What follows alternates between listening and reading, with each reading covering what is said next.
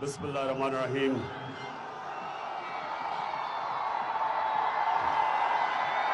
ایاک نعبد و ایاک نستعین۔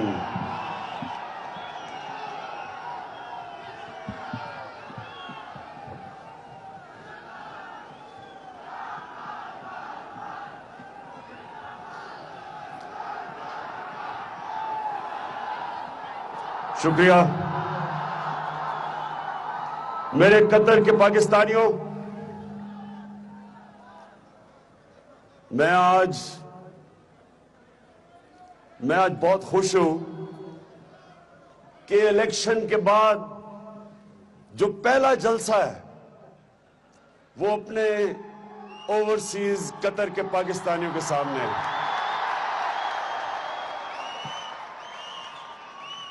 ویسے ہی شاہ محمود مجھے کہہ رہے تھے، کہتے اپوزیشن میں زیادہ مزہ تھا، وہاں جلسے جلوس کرتے تھے، جب سے حکومت میں آئے ہیں کمروں میں بند ہو گئے ہیں۔ تو اچھا ہے کہ آج میں ان لوگوں کے سامنے پہلا جلسہ کر رہا ہوں اپنا الیکشن کے بعد، جن کی میں سب سے زیادہ عزت کرتا ہوں۔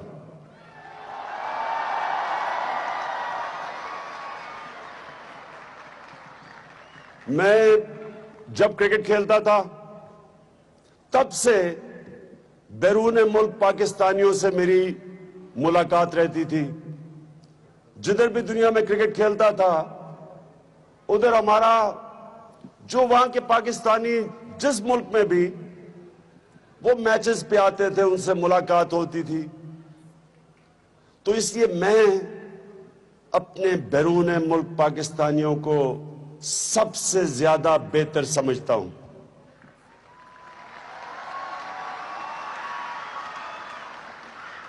مجھے پتا ہے کہ کتنی مشکلات اٹھاتے ہوئے اپنے ملک سے باہر جاتے ہیں روزی کمانے کے لیے، کیا کیا مشکلوں کا ان کو سامنا کرنا پڑتا ہے، اور پھر وہ کتنی محنت کرتے ہیں اپنے خاندانوں کو، بیوی بچوں کو پالنے کے لیے۔ میں اٹلی گیا، وہاں نوجوان مجھے ملے پاکستانی، 18 گھنٹے وہ کام کرتے تھے، 6 نوجوان ایک کمرے میں رہتے تھے پیسہ بچانے کے لیے، اور صرف ان کی ایک سوچ ہوتی تھی کہ ہم پیسہ بچا کے تو اپنے گھر بھیج سکیں۔ جو محنت کش ہوتا ہے، یہ یاد رکھنا، وہ اللہ کے بڑے قریب ہوتا ہے۔ اللہ پسند کرتا ہے محنت کش لوگوں کو۔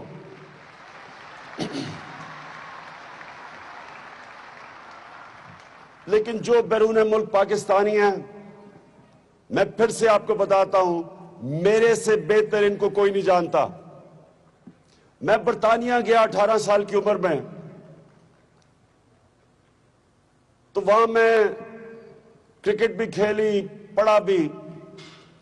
تو ادھر میں نے دیکھا پہلی دفعہ پاکستان کی مزدور جو شروع میں وہاں گئے، میں نے دیکھا ان کو کتنا تعصب تھا وہاں، بری طرح لوگ ان کو بری نظر سے دیکھتے تھے۔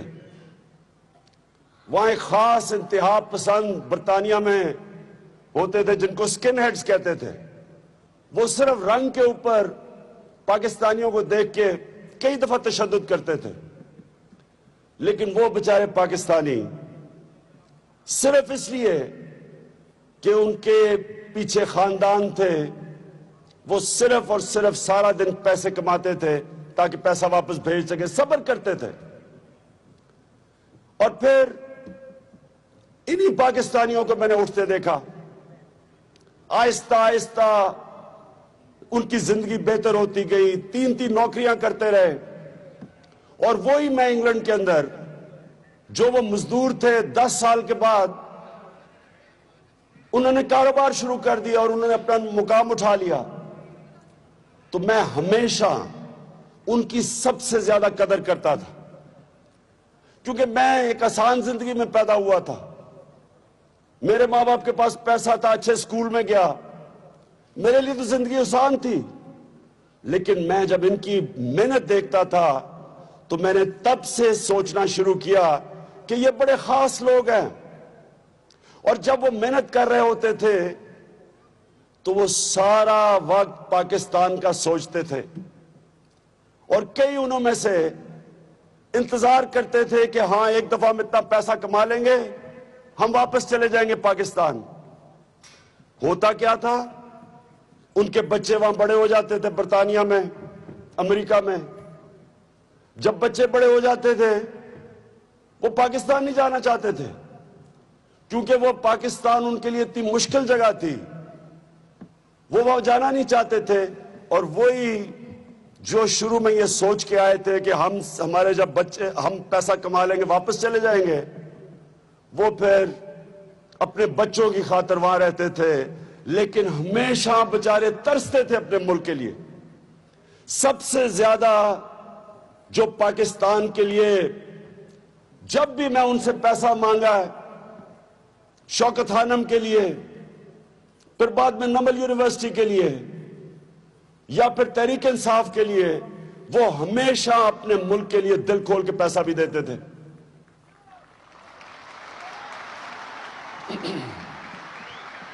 تو میں آج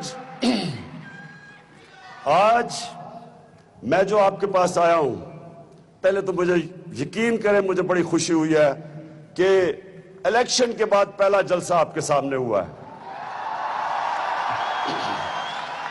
اس کے بعد یہ کہ آپ وہ لوگ ہیں، یہ یاد رکھیں آپ سب، آپ وہ لوگ ہیں جن کے پیسے پہ، جو آپ پیسہ پاکستان بھیجتے ہیں، جن کو ریمیٹنسز کہتے ہیں، اس پیسے کے اوپر آج ہمارا ملک چل رہا ہے. آپ سارا دن مزدوری محنت کر کے پیسہ پاکستان بھیجتے ہیں، آپ ہیں پاکستان کے ہیرو. اور پاکستان کے ولن، یعنی جس طرح ہالی ووڈ کے ولن ہوتے ہیں، پاکستان کے ولن، بالی ووڈ کے، میرا مطلب وہ ہیں وہ لوگ جو ہمارے ملک سے پیسہ چوری کر کے ملک سے وہ پیسہ باہر بھیجتے ہیں. وہ ہیں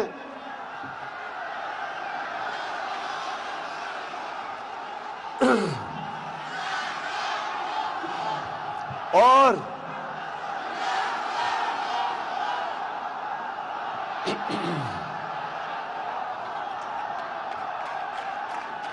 آپ کو پتا ہے وہ کون لوگ ہیں؟ جانتے ہیں وہ کون لوگ ہیں؟ ان لوگوں کے خلاف میری جنگ ہے. یہ لوگ، اگر یہ لوگ اسی طرح ملک سے پیسہ چوری کر کے، منی لانڈرنگ کا مطلب چوری کا پیسہ ملک سے باہر بھیجو، دگنا نقصان. پہلے چوری کا نقصان، اور پھر اس چوری کو، اس پیسے سے ڈالر لے کے ملک سے باہر بھیجو تاکہ ڈالر کی کمی ہو جائے. جب ڈالر کم ہوتا ہے تو روپے کی قیمت گرنی شروع ہو جاتی ہے. ہمارا روپیہ کیوں گرتا ہے؟ ہمارا روپیہ گرتا اس لیے ہے کہ ہمارے پاس ڈالر کم ہے. ہمارے پاس اتنے ڈالر نہیں کہ ہم باہر سے چیزیں منگوا سکیں. ہم جو چیزیں باہر سے منگواتے ہیں وہ زیادہ ہیں، جو ہم چیزیں بیچتے ہیں یعنی ایکسپورٹ کرتے ہیں وہ کم ہے. بہت بڑا خسارہ ہے. جب ہمیں حکومت ملی تو میں آپ سب کو کرکٹ کی ٹرم میں بتاتا ہوں کہ وہ کیا حال تھا ہمارا. وہ ایسے تھا کہ میں جب بیٹنگ کرنے گیا ہوں تو 20 رن پہ 4 آؤٹ ہوئے تھے.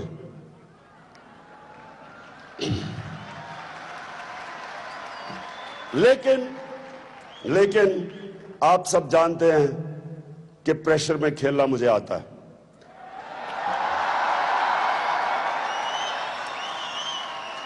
اور آہستہ آہستہ 20 پہ 4 آؤٹ ہے. آہستہ آہستہ ہماری پارٹنرشپ لگنی شروع ہو گئی ہے. میاں داد اور عمران خان کھڑے ہو گئے ہیں وکٹ پہ. اور آپ بے فکر ہو جائیں.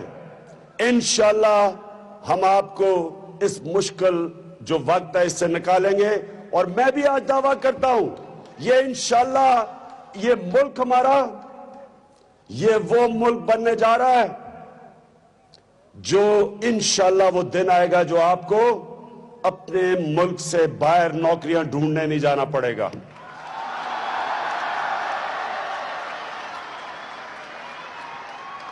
اللہ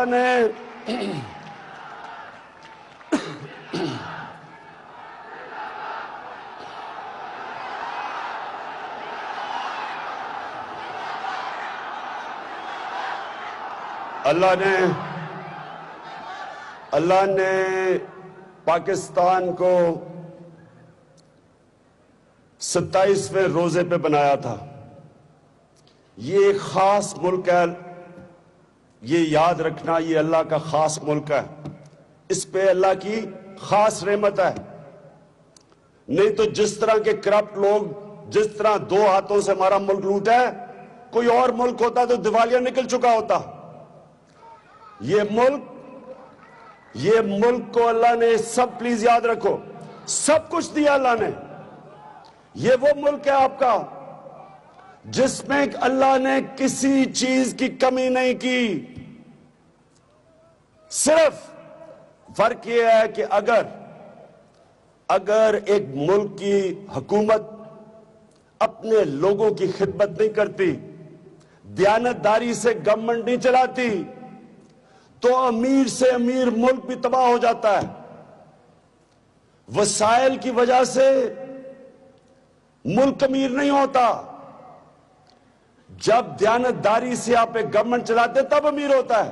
یہ دیکھ لیں قطر کو دیکھ لیں. یہاں ہے کیا؟ قطر میں گیس ملی ان کو. قطر میں گیس ملی لیکن نائجیریا میں تیل ہے. اور بھی ملکوں کے پاس گیس ہے. ایک کانگو افریقہ میں ملک ہے اس میں ہر قسم کے ہیرو جواہرات ہیں لیکن غریب ہیں وہ ملک. کیونکہ یہاں جو قطر کی حکومت ان کی سوچ پڑی. انہوں نے اپنے لوگوں کا سوچا. تعلیم کے اوپر یہاں دیکھیں کیسے پیسہ خرچ کیا ہے. دیانتداری سے انہوں نے گیس سے جو پیسہ بنایا اپنے ملک پہ خرچ کیا. میں یہاں 25 سال پہلے آیا تھا. پچھانا ہی نہیں جاتا قطر. اب کہاں سے کہاں پہنچ گیا. تو ہمارا ملک جو آج سے 50 سال پہلے سارے ایشیا میں سب سے تیزی سے آگے جا رہا تھا آج اگر پیچھے رہ گیا اس لیے نہیں کہ پاکستان میں وسائل کی کمی ہے. اللہ نے ہمارے ملک کو سب کچھ دیا ہے. آپ کو میں ایک چھوٹی سی مثال دیتا ہوں. آج میں بزنس مین مل رہا تھا قطر کے اور وہ سارے میں پوچھ رہا تھا کہ آپ پاکستان آ کے بزنس کریں. سب کہتے ہیں ہم آنا چاہتے ہیں پاکستان. اور سب نے یہ کہا کہ ہم نے جب کوشش کی پاکستان میں آنے کے لیے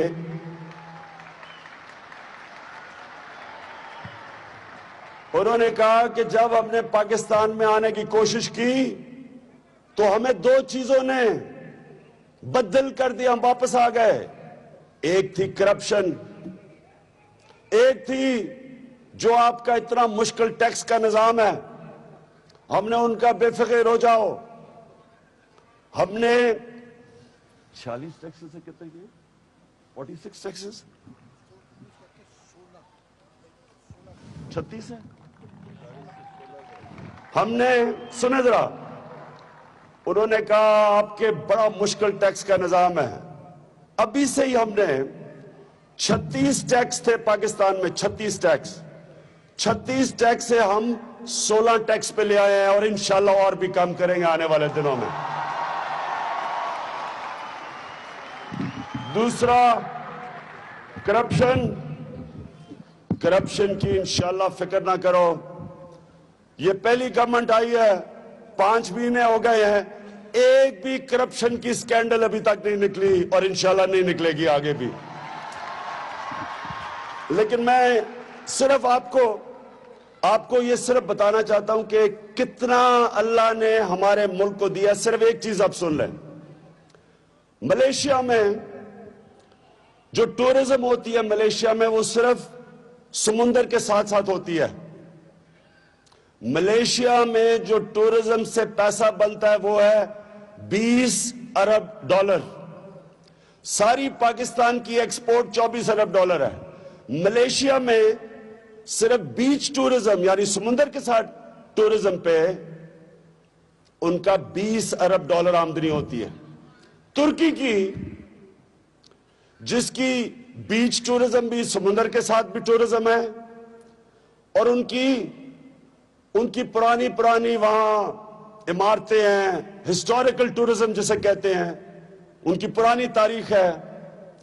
तुर्की की सालाना आमदनी टूरिज्म से 40 अरब डॉलर है। और पाकिस्तान, जिसके पास बेहतरीन समुंदर के साथ बीचेस हैं, जिसके पास तारीखी मोहनजोदारो जैसा 5000 साल पुराना, पेशावर दुनिया का सबसे पुराना शहर है, लाहौर पुराना तारीखी शहर है, मुल्तान, उसके अलावा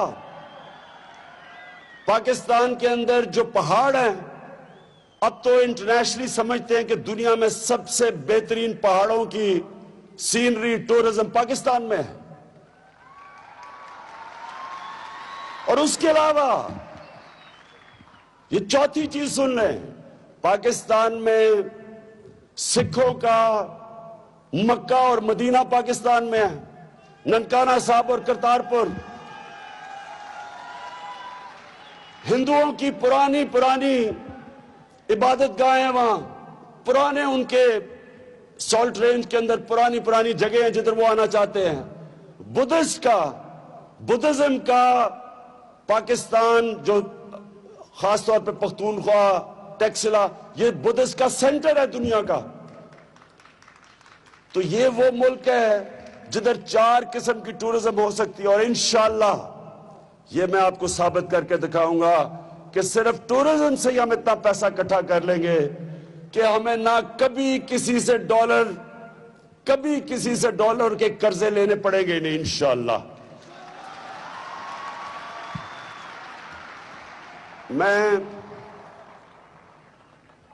मैं शेख तमीम का, अमीर तमीम का शुक्रिया अदा करना चाहता हूं। उन्होंने आज हमें दावत दी, ये भी उन्होंने ये ऑर्गेनाइज करवाया, ये भी आज। और उन्होंने जिस तरह हमें कल से जिस तरह का हमारा उन्होंने इस्तकबाल किया और जो उन्होंने हमें जिस तरह रखा है, मैं उनका शुक्रिया अदा करना चाहता हूं। मैं आप सबका शुक्रिया अदा करना चाहता हूं कि आप मसरूफ लोग हैं, उसके बावजूद आप इतनी तादाद में यहाँ आए हैं, आपका बहुत बहुत शुक्रिया। और मैं आखिर में आपको ये कहना चाहता हूं कि आप फिक्र ना करें, आप बिल्कुल किसी चीज की फिक्र ना करें। आपका इंशाल्लाह वो मुल्क बनने जा रहा है। आप जब भी हरा पासपोर्ट लेके दुनिया में निकलेंगे, इंशाल्लाह आपकी इज्जत होगी। शुक्रिया।